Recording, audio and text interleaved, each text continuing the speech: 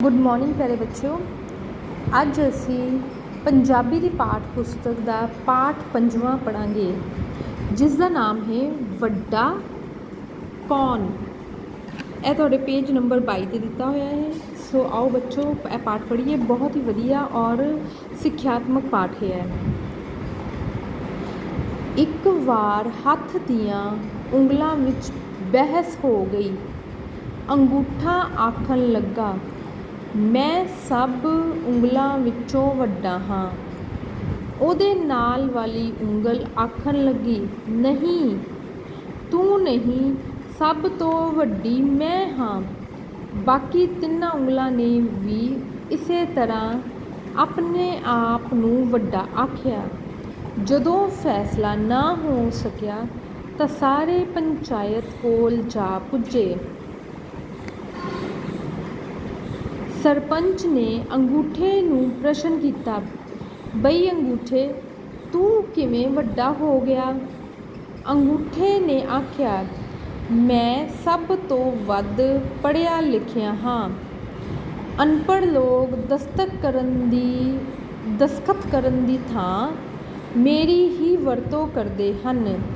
ਯਾਨੀ ਕਿ ਅੰਗੂਠੇ ਨੇ ਕਿਹਾ ਕਿ ਜਿਹੜੇ ਅਨਪੜ੍ਹ ਲੋਕ ਪੜ੍ਹਨਾ ਲਿਖਣਾ ਨਹੀਂ ਜਾਣਦੇ, ਉਹ ਮੈਨੂੰ ਵਰਤਦੇ ਹਨ ਦਸਤਖਤ ਕਰਨ ਲਈ। ਅੰਗੂਠੇ ਦੇ ਨਾਲ ਵਾਲੀ ਉਂਗਲ ਨੇ ਆਖਿਆ, ਮੈਂ ਵੱਡੀ ਹਾਂ। ਮੈਂ ਦੱਸਦੀ ਹਾਂ ਕਿ ਪਰਮਾਤਮਾ ਇੱਕ ਹੈ। ਕਿਸੇ ਵੱਲ ਇਸ਼ਾਰਾ ਕਰਨ ਲਈ ਵੀ ਮੇਰੀ ਹੀ ਵਰਤੋਂ ਕੀਤੀ ਜਾਂਦੀ ਹੈ। ਸੋ ਅੰਗੂਠੇ ਦੇ ਨਾਲ ਜਿਹੜੀ ਹੈ ਇੰਡੈਕਸ ਫਿੰਗਰ ਹੁੰਦੀ ਹੈ ਨਾ, ਇਹ ਵੀ ਕਹਿਣ ਲੱਗੀ ਕਿ ਮੈਂ ਵੱਡੀ ਹਾਂ, ਕਿਉਂਕਿ ਜਦੋਂ ਮੈਂ ਦੱਸਣਾ ਹੈ ਨਾ ਕਿ ਪਰਮਾਤਮਾ ਇੱਕ ਹੈ ਅਤੇ ਮੈਂ ਐਵੇਂ ਇਸ਼ਾਰਾ ਕਰਦੀ ਹਾਂ। ਅਤੇ ਇਸ ਦੇ ਨਾਲ ਹੀ ਕਿਸੇ ਵੱਲ ਇਸ਼ਾਰਾ ਕਰਨ ਲੱਗਿਆ ਵੀ ਮੇਰੀ ਹੀ ਵਰਤੋਂ ਹੁੰਦੀ ਹੈ।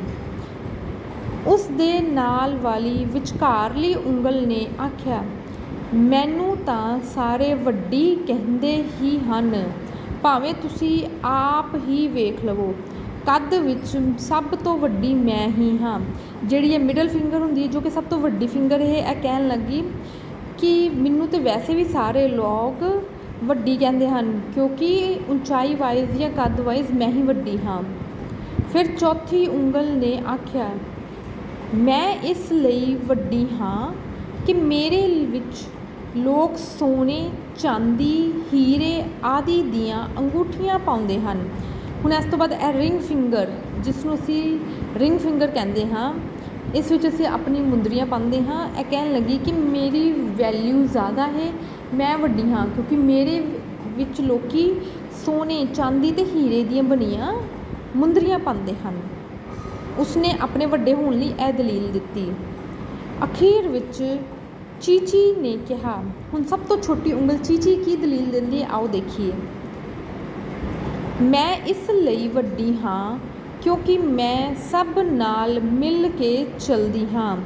ਮੁੱਠੀ ਮੀਚਣ ਵੇਲੇ ਭਲਾ ਮੈਂ ਕਿਹੜਾ ਪਿੱਛੇ ਰਹਿੰਦੀ ਹਾਂ। ਧਰਤੀ ਉੱਤੇ ਖਿਲਰੇ ਦਾਣਿਆਂ ਨੂੰ ਹੂੰਝਣ ਵੇਲੇ ਮੈਂ ਹੀ ਕਿਸਰਦੀ ਹਾਂ। ਉਸਨੇ ਹੁਣ ਕੀ ਦਲੀਲ ਦਿੱਤੀ ਦੇਖੋ, ਕਿ ਜਦੋਂ ਵੀ ਮੁੱਠੀ ਬੰਦ ਕਰਨੀ ਹੁੰਦੀ ਹੈ ਤਾਂ ਮੈਂ ਸਾਰਿਆਂ ਦੀ ਸਹਿਮਤੀ ਦੇ ਨਾਲ ਹੀ ਬੰਦ ਹੁੰਦੀ ਹਾਂ ਔਰ ਸਾਰਿਆਂ ਨਾਲ ਰਲ ਕੇ ਰਹਿੰਦੀ ਹਾਂ, ਇਸ ਲਈ ਮੈਂ ਵੱਡੀ ਹਾਂ।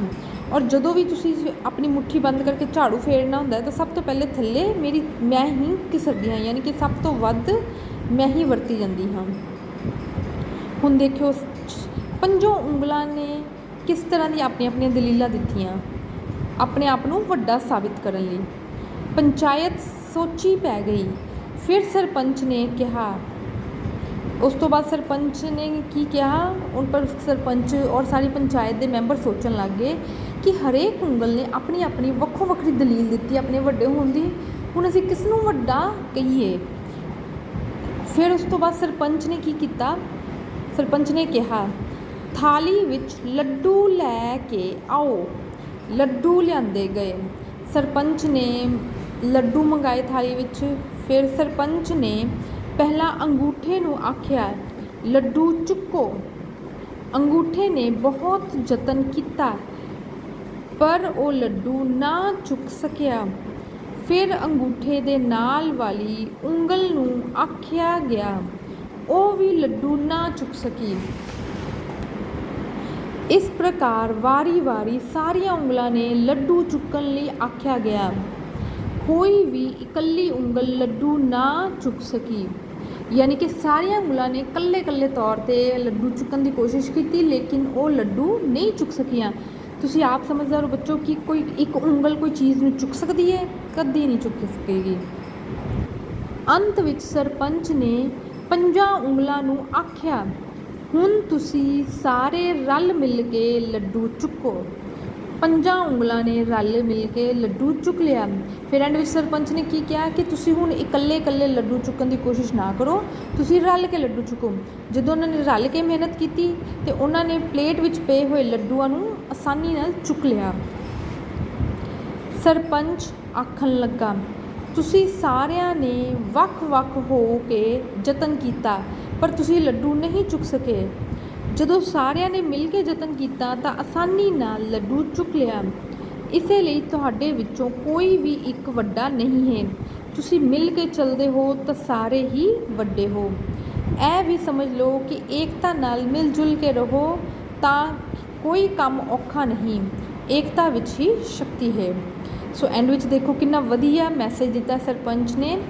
ਉਹਨਾਂ ਨੇ ਹੁਣ ਦੇਖੋ ਤੁਹਾਡੇ ਸਾਹਮਣੇ ਉਂਗਲਾਂ ਆਪਸ ਵਿੱਚ ਲੜ ਰਹੀਆਂ ਸਨ ਔਰ ਆਪਣੇ ਆਪ ਨੂੰ ਵੱਡਾ ਕਹਿ ਰਹੀਆਂ ਸਨ, ਲੇਕਿਨ ਸਰਪੰਚ ਨੇ ਉਹਨਾਂ ਨੂੰ ਲੱਡੂ ਚੁੱਕਣ ਲਈ ਇਕੱਲੇ ਕਿਹਾ, ਉਹਨਾਂ ਕੋਲ ਨਹੀਂ ਚੁੱਕਿਆ ਗਿਆ। ਲੇਕਿਨ ਜਦੋਂ ਉਹਨਾਂ ਨੇ ਰਲ ਕੇ ਲੱਡੂ ਚੁੱਕਿਆ ਤਾਂ ਉਹਨਾਂ ਕੋਲ ਚੁੱਕਿਆ ਗਿਆ।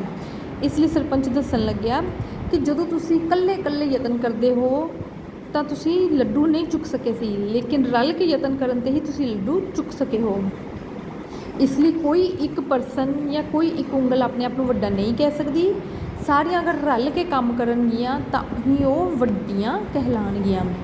ਸੋ ਇੱਕ ਤਰ੍ਹਾਂ ਨਾਲ ਇਹ ਬਹੁਤ ਹੀ ਵਧੀਆ ਲੈਸਨ ਹੈ ਜਿਹਦੇ ਵਿੱਚ ਤੁਹਾਨੂੰ ਏਕਤਾ ਦਾ ਮੈਸੇਜ ਦਿੱਤਾ ਗਿਆ ਹੈ, ਜਿਹਦੇ ਵਿੱਚ ਇੱਕ ਬਹੁਤ ਹੀ ਵਧੀਆ ਮੈਸੇਜ ਛੁਪਿਆ ਹੈ ਕਿ ਅਗਰ ਅਸੀਂ ਰਲ ਕੇ ਰਹਿੰਦੇ ਹਾਂ ਤਾਂ ਹੀ ਅਸੀਂ ਤਾਕਤਵਰ ਹਾਂ, ਤਾਂ ਹੀ ਅਸੀਂ ਬਲਵਾਨ ਹਾਂ, ਤਾਂ ਹੀ ਅਸੀਂ ਵੱਡੇ ਹਾਂ। ਜੇਕਰ ਅਸੀਂ ਖਿੰਡਰ ਜਾਈਏ, ਅਲੱਗ ਹੋ ਜਾਈਏ ਤਾਂ ਸਾਡੇ ਅੰਦਰ ਕੋਈ ਤਾਕਤ ਨਹੀਂ ਰਹੇਗੀ, ਅਸੀਂ ਕਮਜ਼ੋਰ ਹੋ ਜਾਵਾਂਗੇ।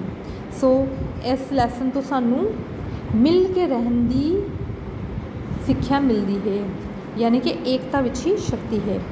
ਸੋ ਪਿਆਰੇ ਬੱਚੇ, ਉਮੀਦ ਹੈ ਤੁਹਾਨੂੰ ਇਹ ਲੈਸਨ ਵੱਡਾ ਕੌਣ ਪਸੰਦ ਆਇਆ ਹੋਵੇਗਾ। ਇਸ ਲੈਸਨ ਨੂੰ ਚੰਗੀ ਤਰ੍ਹਾਂ ਤੁਸੀਂ ਪੜ੍ਹਨਾ ਔਰ ਇਸ ਦਾ ਫੀਡਬੈਕ ਦੇਣਾ ਮੈਨੂੰ ਕਿ ਤੁਹਾਨੂੰ ਇਹ ਲੈਸਨ ਕਿਹੋ ਜਿਹਾ ਲੱਗਾ। Thank you.